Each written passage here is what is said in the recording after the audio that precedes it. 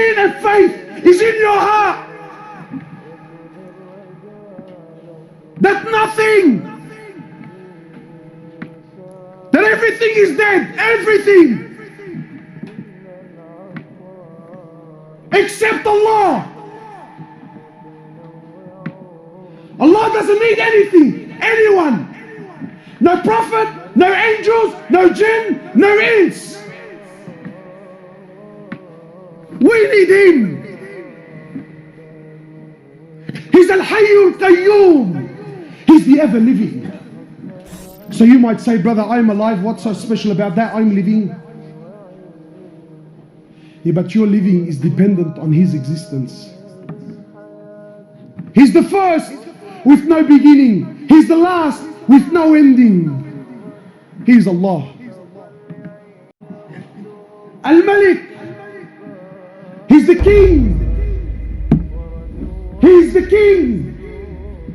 He's the one who on the Day of Judgment, when everything will come to an end, when Allah Azza wa Jal will order the destruction of every living creature, when Allah Azza wa Jal will order the destruction, the death of every human, of every animal, of every jinn, of every angel, until there comes a point where there is absolutely nothing in existence except Allah.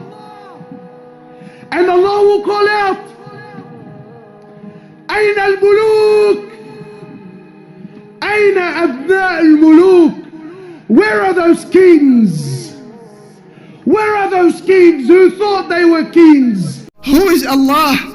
Come with me to chapter 6 of the Quran, Surah Al-An'am. Allah says, وعنده مفاتيح الغيب وعنده مفاتيح الغيب لا يعلمها إلا هو. He has the keys to the unseen, no one knows them except Him.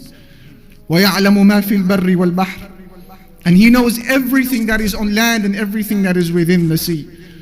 وما تسقط من ورقة إلا يعلمها. And there isn't a single leaf that falls from any tree except that Allah has knowledge of it. ولا حبة في ظلمات الأرض. And there isn't even a grain within the darknesses of the land. ولا رطب ولا يابس. Nor is there anything moist or anything that is solid إلا في كتاب مبين. Except that Allah has knowledge of it. It is written within a clear record. La ilaha illallah. Sand, every mountain, every river, every ocean, wallahi, every star, every sun, every moon, every single planet, every single angel, the billions and billions and billions of angels, all of them, with the exception of none, Mikael, Jibrail, Israfil, all, the first heaven, the second heaven, the third heaven, the fourth heaven, the fifth heaven, the sixth heaven, the seventh heaven, the ocean above it, the eight that carry the throne of Allah, the arsh of Allah, all are dead, all are dead. Nothing moves, nothing stops, nothing makes, nothing breaks, nothing gives, nothing takes, nothing rises, and nothing falls, nothing harms, and nothing benefits in Allah. Today we've forgotten. Today you and I think what?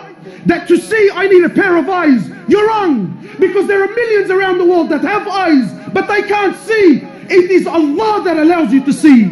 Today you think to hear, I need a pair of ears. You're wrong. Because there are millions around the world that have ears. They're stuck on their heads, but they can't hear, my brother. It is Allah that allows you to hear. Today you think to walk, I need a pair of legs. You're wrong. There are millions around the world that have legs, but they can't walk. It is Allah and Allah alone that allows you to walk. Allah, not you. Allah, not you. Say that He, the Creator, is absolutely one.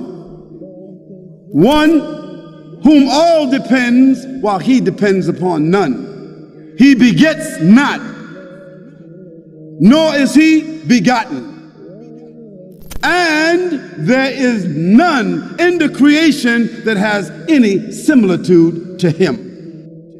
This denies several things. One, if he's absolutely one, it doesn't mean the number one. That he is one above the creation and one single God. Not divided, no family, no board of trustees, no advisors, no lawyer, no bookkeeper, no company, no many gods sitting next to him, no mother, no father, no daughter, no son.